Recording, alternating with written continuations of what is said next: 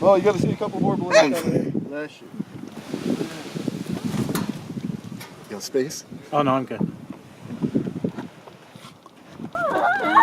Okay, feet first now. Feet first. Why wouldn't I have? No head first. You're scaring me. Quite a few people. Good job. First, yes. Well,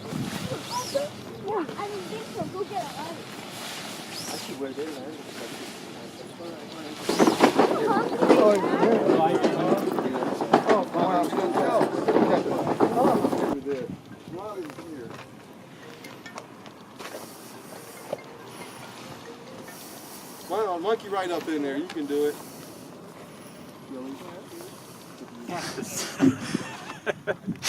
Oh my gosh.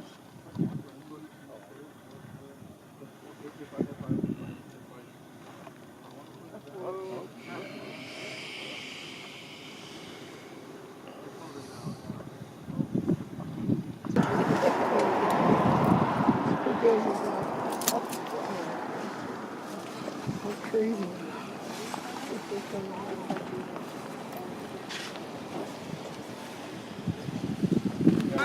But it'll lift a total of 6,000 pounds, just shy of 6,000 at sea level, and it burns a gallon of fuel a minute. Wow. Oh, that's a lot of fuel. Yeah. Now this burns propane, but unlike your house appliances or your gas grill, which burns the vapor, this burns the actual liquid. And then the burners are 12 million BTU apiece. Like your house in Boston Newton probably has a 250,000 BTU furnace, and those are 12 million each. That's a lot of And I don't need juice. I don't need them all to fly. One flies it just fine, as you can see. I only flew what I want, but the rest of it is redundancy and fuel management. A lot of balloons you'll see at Fiesta have one burner. I don't like flying one burner balloons. I'm a chicken.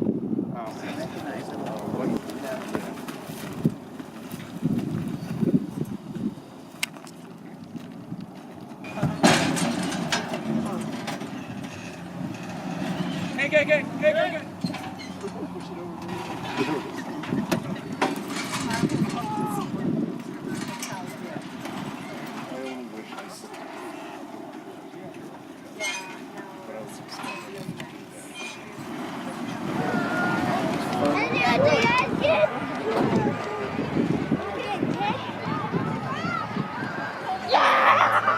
Gonna catch it.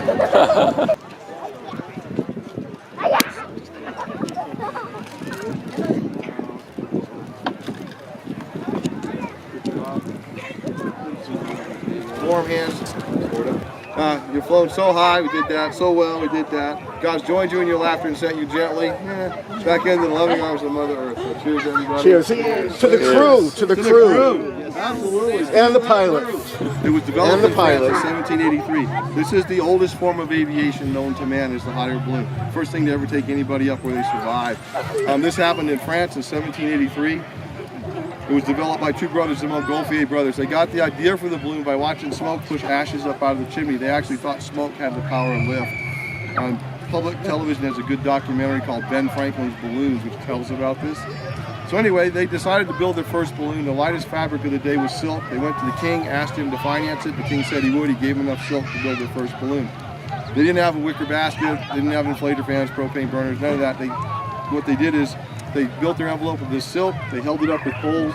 It was roped to the ground. Their basket was a big circular platform, and in the center was a grate where they built the smokiest fire they could. They held it open, stoked the fire, the balloon inflated. They were in the middle of Paris. When it got tugging at the ropes, they got on, chopped them loose, and off they went. They carried some fuel to feed the fire. The balloon went up, up, up, slowly drifted out of Paris. They ran out of fuel, down, down, down.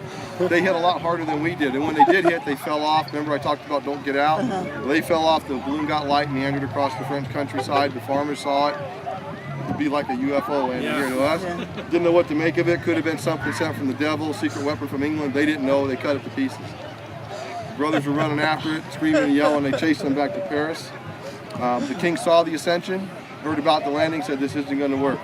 So on subsequent flights, the king decided he would send along 2 bottles of his best wine with the pilots. The first bottle, this was the one that you guys are drinking. It's the one the pilots drank to celebrate being alive after the flight. The second bottle was the landowner bottle. You know, here we're fortunate. We got a lot of open public land, but back in New England, when you land the balloon, you're a trespasser. You know, it's hard to ask permission. You're just floating along, and there's a great field, and so you're begging forgiveness after the fact. Back in those days, they might come down with their balloon and burn up the crops, scare the animals to death. So this was to prove they were good Frenchmen sent from the king. The king said, thanks for letting them land there. You can't argue with that. Other parts of the world, when somebody might come out and go, you know, what are you doing on my property? It happens from time to time. And say, I came to bring you this bottle of champagne. And most of the time it works. Most of the time. You know, how can you refuse that? So we always, you know, my wife's a sport balloonist, and so, you know, we go out with her balloon and mess around and stuff. And we always have that landowner bottle with us in the truck. So if you have a piece of property big enough and a hot air balloon happens to land there, you should get a landowner bottle. If you don't, you can wind up the pilot really good. You know, you can, you know, just, you know, come over and talk to you and go, where's the champagne? If he doesn't have it, say you can't have your gear. And watch your face. I know that from experience. They didn't ask me for the champagne, they just said I couldn't come get my gear.